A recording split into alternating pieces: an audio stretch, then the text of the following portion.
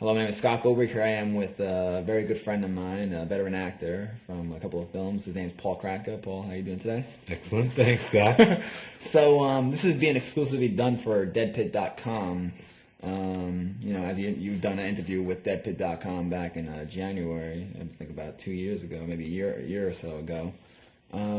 How's the fan base been? I guess I guess you get emails every week, basically from Friday the 13th. It's amazing. Fans. Yeah. I mean, it's truly amazing to me that 25 years after having done Friday the 13th, that there's this incredible interest around the world. As you mentioned, probably a week doesn't go by that I don't get a letter or an email. Literally, letters come in from all over the world that are fans of Friday the 13th. It really surprises me. Now, some of them are coming in from the day they came back. Really? Okay. So, yeah. So working on the day they came back, you flew out to Long Island. Tell us how that whole thing had started. Well, you had emailed me probably, a year before? Probably maybe a couple months, a year and a half before? Yeah, a year. And, people email me all the time, like I said, and I didn't know who you were or whether you were for real or not. And so I just kind of thought, well, whatever. And then you persevered.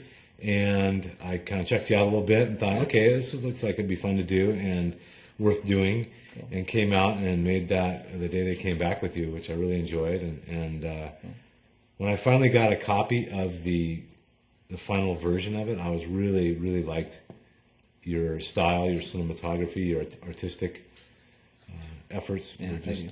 No, it was really good. Cool. And how did you get into acting? I guess you've always been into it ever since you were young. Well, no. I years and years ago, I went to Santa Monica City College, and this was probably, I won't say how long ago it was. Yeah. Back in the Flintstones era. 10 years ago. And I always thought it would be fun to take a drama class. I thought it would be fun, and so I did, and I got a role in one of the productions they were doing that semester, and that kind of just set the hook, and I was, really enjoyed doing that type of work. And so I did that, and then I started studying privately in Hollywood at an acting school and started to just do what everyone does, try to get work. And got a small part on General Hospital. Okay. And then a buddy of mine that I was studying with told me that he'd been on an interview for a feature film. Yeah.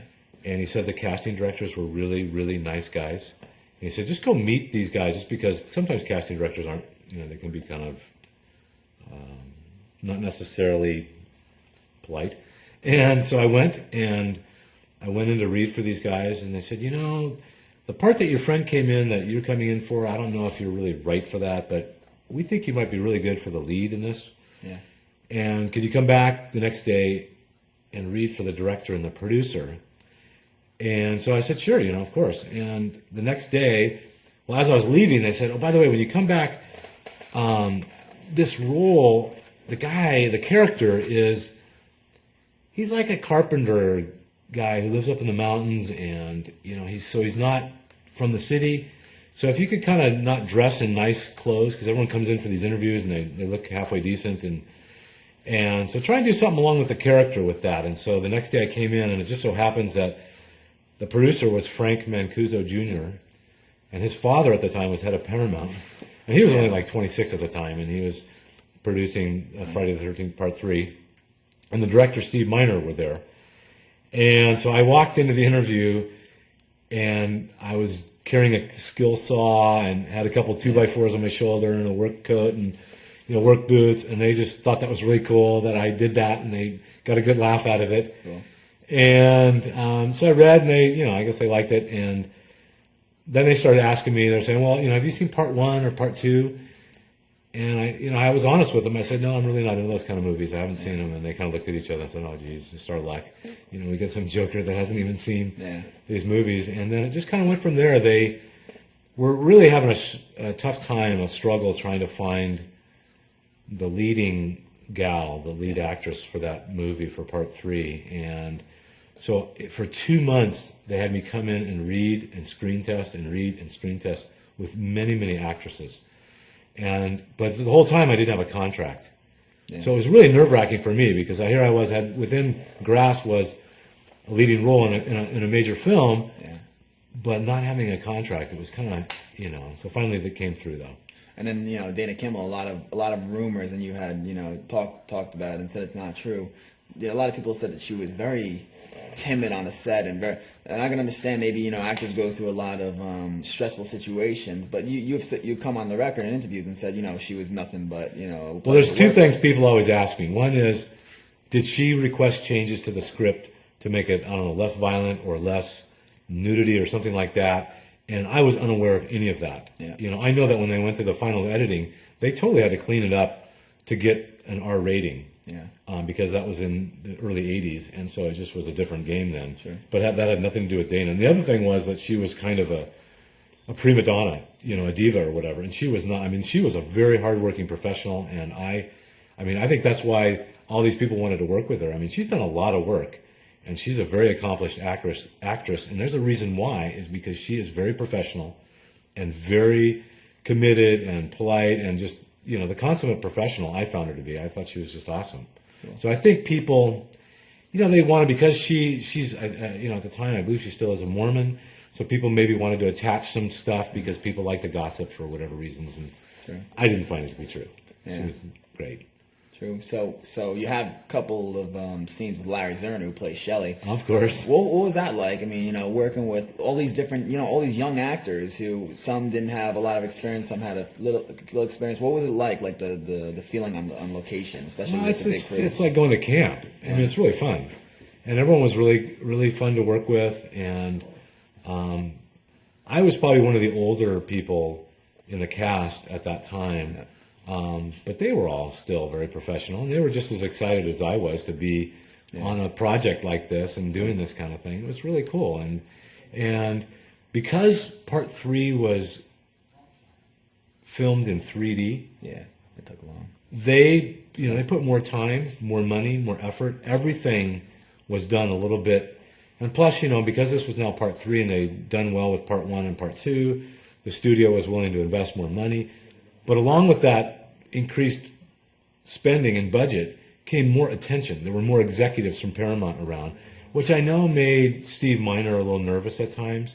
He was under a little stress. And there's a lot of issues on the set with weather problems and equipment problems and stuff that happened that, there were moments where everyone was, we were working hard and it was trying to get the job done. So yeah.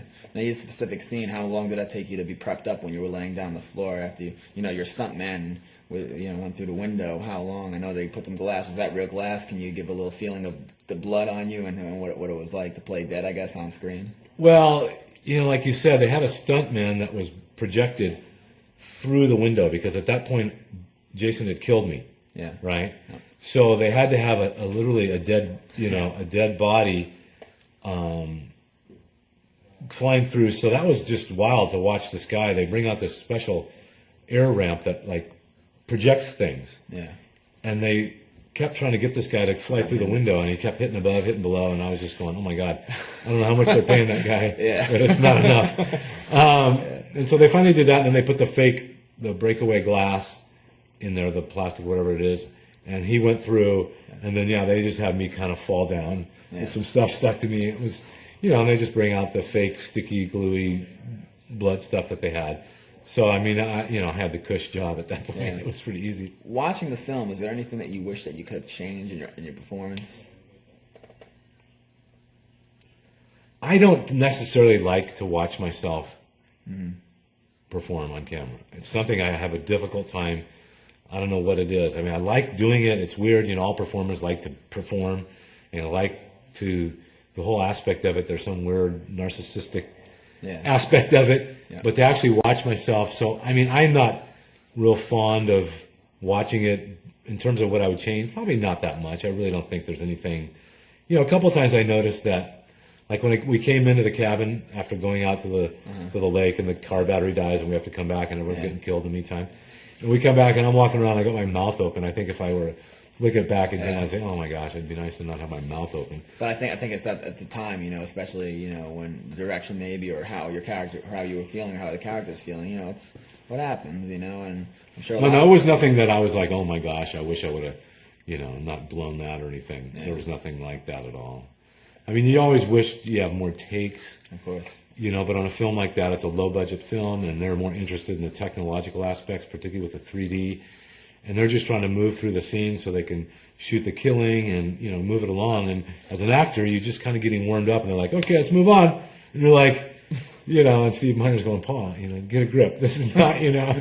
Yeah, I heard about that. That was, you said on the commentary track as well, right? Because people could pick up the DVD commentary track. It's on the Friday 13 box set. They finally came out with the box set. You know, it's been long overdue because Paramount had kept on, you know, $29.98 or however much it was for one DVD, how they used to be. But now they, you know, they brought it out to the fans, I think, which is good.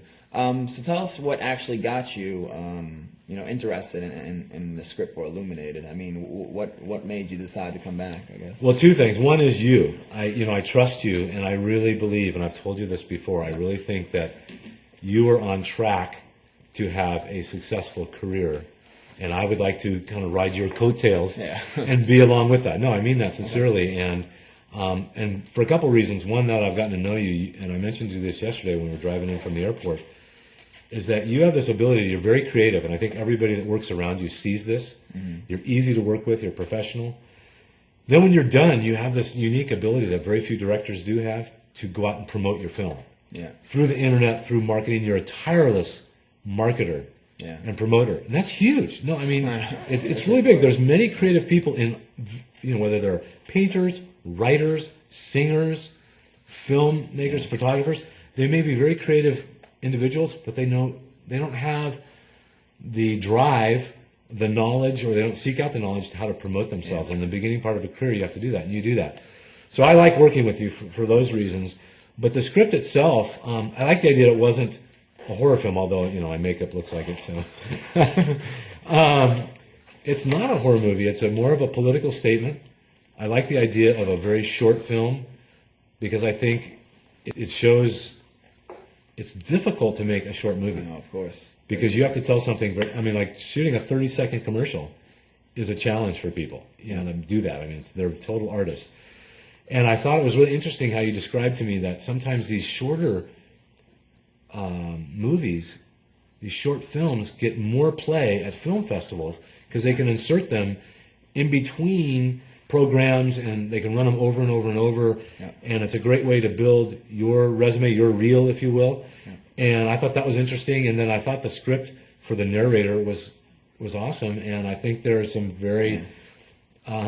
you know, there's some very significant truths that are said in this script. Very much, basically. Yeah. So I enjoyed that, and the fact that it wasn't, you know, it wasn't a horror movie. Yeah. Now, and D.T. Carney, you know, you had talked in the past. How's that been going? I don't know. I haven't heard from him in some weeks now, and I know he's got a lot of locations he's trying to coordinate, and then a lot of people he's trying to coordinate. And, you know, like anybody else, he's got this life he's living, and then he wants to also be a filmmaker.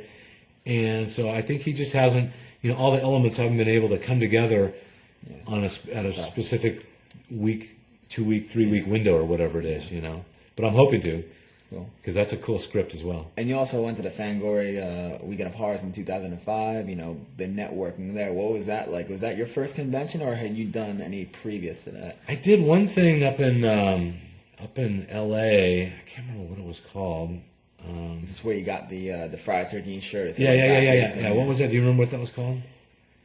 No. Necro.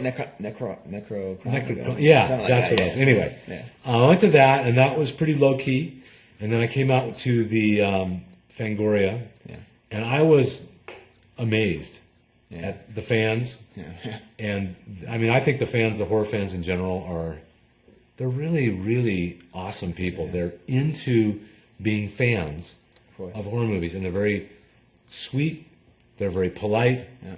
I mean, many of them are kind of weird, for sure. I agree with that. But, I mean, we're all weird in some sense.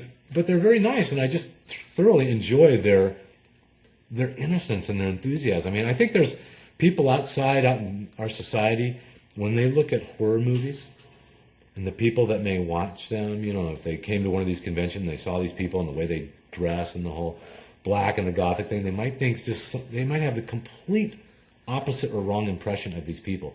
It's just their interest and their hobby. Yeah. And they just like these type of movies. And it's not they are into violence. They're not into any of that. They just enjoy these movies. And I think the studios are totally blowing it by not marketing or creating films.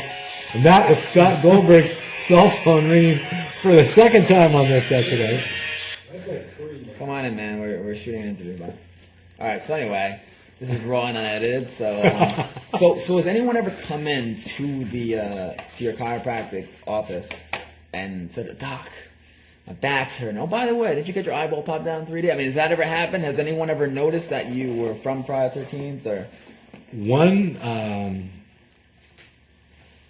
one patient, actually, this mother and her daughter, they were living near Fresno, and they were referred, because they were moving to my area, referred by a doctor who was one of my mentors in school.